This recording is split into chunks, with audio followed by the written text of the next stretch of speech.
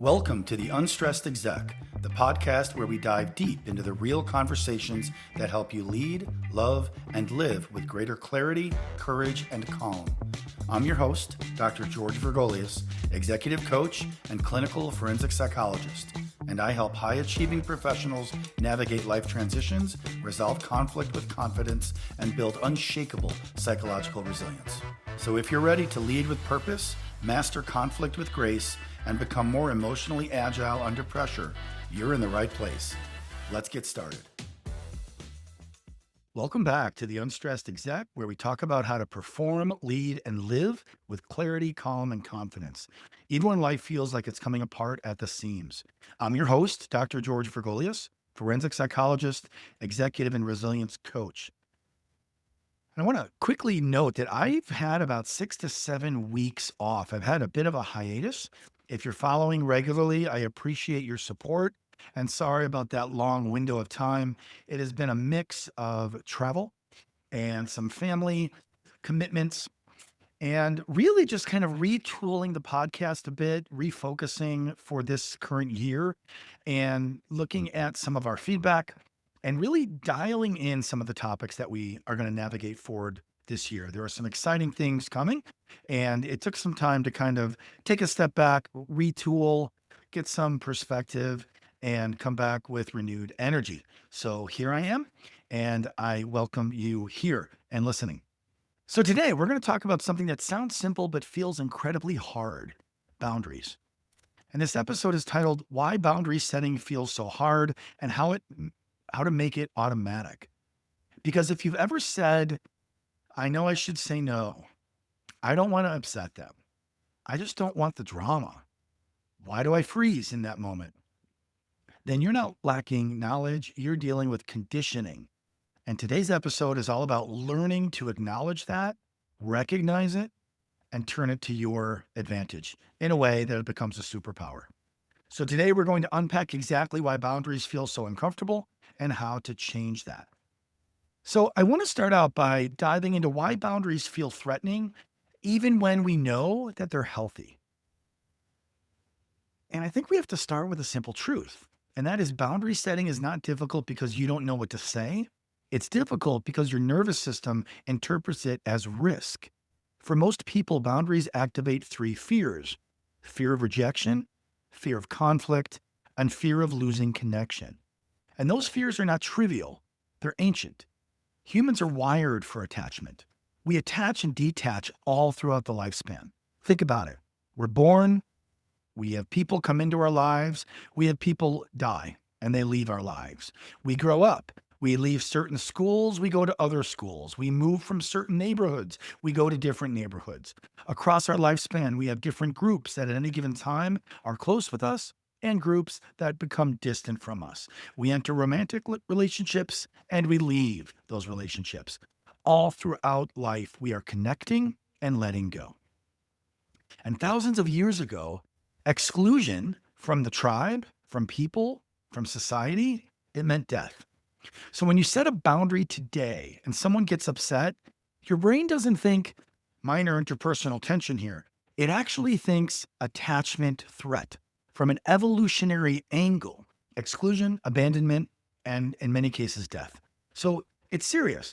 And I want to highlight as well that psychologically, we have not evolved that much over the last several hundred years, probably 500 years. Society has, our politics have, certainly technology has, but from a core emotional regulation perspective, the brain has not changed a whole lot. So it thinks attachment threat, and that's why your heart races. That's why your voice tightens, and that's why you second guess yourself afterward. This isn't weakness, it's biology. And so it's important for us to understand where that comes from. To anchor that, we need to understand the childhood roots of boundary difficulty. If you grew up in a home where saying no was punished, or disagreement was disrespected, or disagreement was a sign of disrespect, or emotions were dismissed, peace was prioritized over honesty, then boundary setting wasn't modeled as safe. It was modeled as dangerous. You learned that harmony equaled survival. You learned that compliance equals connection. And you learn that your needs were always negotiable, but other people's emotions were not. So their emotions weren't negotiable. They could bring those out at any time, but your needs in the moment for safety, for peace, to be heard, to be understood, that was negotiable in response to their emotional reactions. But now, as an adult, when you try to set a boundary, your body reacts like you're breaking a rule. Because at one point in your life, you were. The problem is you're playing that old script in a new environment, and the script no longer applies, or it's not applied in the right context. And this is why high achievers struggle with boundaries in particular. Here's something I see constantly with executives, physicians, leaders, and high performers. You're highly competent, you manage complex systems, you make difficult decisions, and you lead teams. But when it comes to saying, nope, that doesn't work for me, you hesitate, you falter, you waffle in your decision making. Why? Because high achievers often derive identity from reliability, from being the one who can handle it, from being the one who doesn't complain, from being the strong one. Boundaries threaten that identity. They force you to tolerate disappointing someone.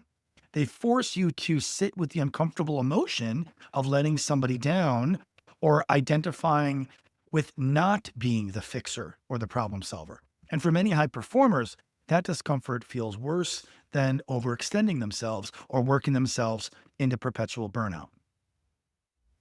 And related to this is a pattern of overexplaining. And let's dive into the real reason that you overexplain. So let's talk about it. When you set a boundary and immediately follow it with, I'm sorry, it's just that blah, blah, blah. Or, I don't mean to be difficult, but blah, blah, blah. It's just a busy week. Any of those patterns, you're not clarifying anymore. You're cushioning. You're trying to soften the blow. You're trying to soften the impact. You're trying to manage their emotions instead of focusing on setting the boundaries that you intended to set. And because somewhere along the line, you learned that it's your job to absorb other people's disappointment. You learned it's your job to buffer or coddle them. That's why you do it. But here's the real truth. Boundaries do not require justification. They require consistency. That's the key. Let me give you a case example. I call this the leader who couldn't say no. I worked with a senior executive a few years back who described himself as conflict avoidant. He was brilliant at strategy. He was very supportive of his people, but he was conflict avoidant. And that was his Achilles heel. He said yes to everything. Extra projects, late meetings, weekend requests, and he was burning out quickly. When we unpacked it, we found something much deeper. Every time he said no, he felt a spike of anxiety. Not because of the request itself, but because of the potential reaction that he was anticipating or imagining. His body was reacting to anticipated rejection, not actual danger. And once he learned to tolerate that spike of anxiety instead of avoiding it, everything began to change. He became comfortable with that uncomfortable emotion, but more importantly, he was able to sit in it long enough to let his boundary setting take hold and have an impact. The requests didn't disappear. They kept coming. His resentment did, and then his anxiety did. And he was able to approach them with a much stronger logical context. So how do you do this? How do you make that switch over like my client did? The real question is, how do you make boundaries automatic? Boundaries become easier when they're pre-decided. Now, remember what we've been talking about with boundaries. These aren't emotionally driven. Boundaries really are formed. They may have an emotional basis, of course, but boundaries are formed, and we set boundaries when we decide logically that here is a limit that I'm not willing to cross. Emotions inform that, and they inform our value in decision making, but they are pre-decided. You don't wait until the moment to choose, you decide in advance. For example, I don't respond to work messages after 7 p.m., or I don't loan money, or I don't tolerate yelling. And finally, I don't make decisions under pressure. All of these are boundaries. These are principles. And when boundaries are principles instead of reactions, they require less emotional labor. They just don't take as much cognitive or emotional load because they are generally automatic.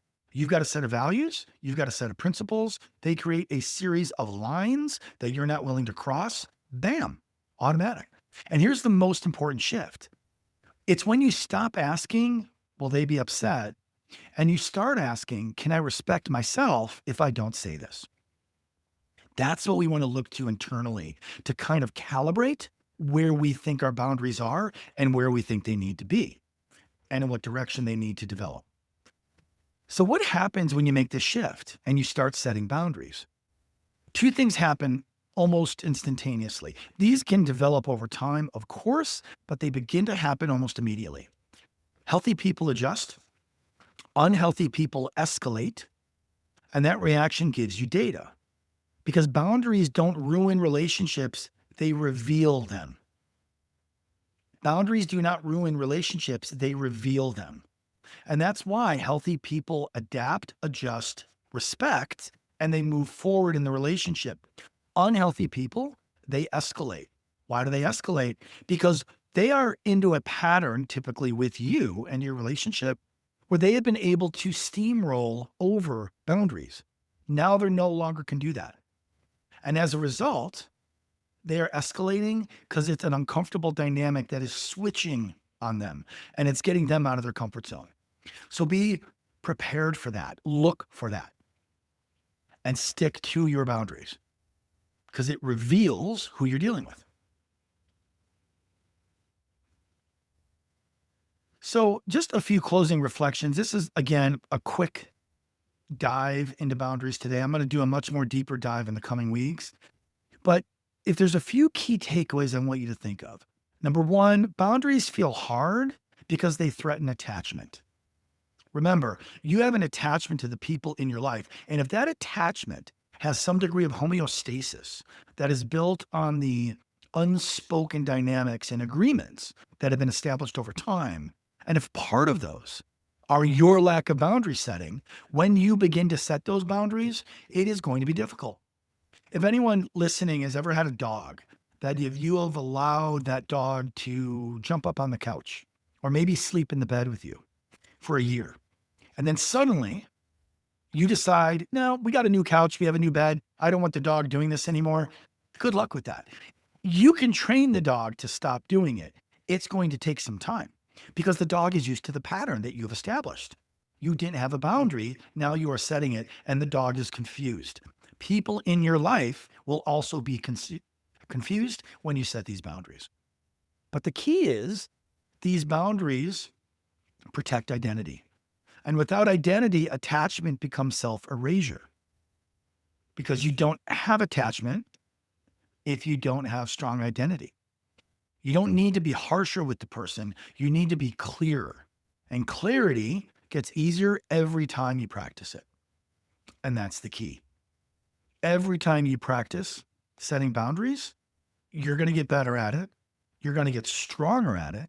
And the person that you're setting the boundaries with is going to adapt. For those people that cannot adapt, or those people that are going to escalate to really significant levels that are toxic and harming the relationship, it's unfortunately time to question the nature of that relationship. And is it worth it in your life? That we will address in a future episode. All right, a few closing thoughts. If today's episode resonated and you're ready to continue this work, I invite you to check out my workbook, The Conflict Whisperer, From Conflict to Clarity. It is a practical, no BS guide to rebuilding self-trust, strengthening boundaries, and navigating relationships with clarity instead of fear. It's available now on Amazon, and I will drop a link in the show notes. Now remember, insight without action changes nothing. If you're ready to turn awareness into movement and stress into strategy, coaching can be the catalyst. Coaching will change you. Reach out to set up a free consultation. You can find me at www.theunstressedexec.com or on TikTok, Instagram, Facebook, and YouTube as The Unstressed Exec. Let's create real momentum starting now. Until next time, I'm Dr. George Vergolias, The Unstressed Exec. Thanks for listening. And remember, shift happens.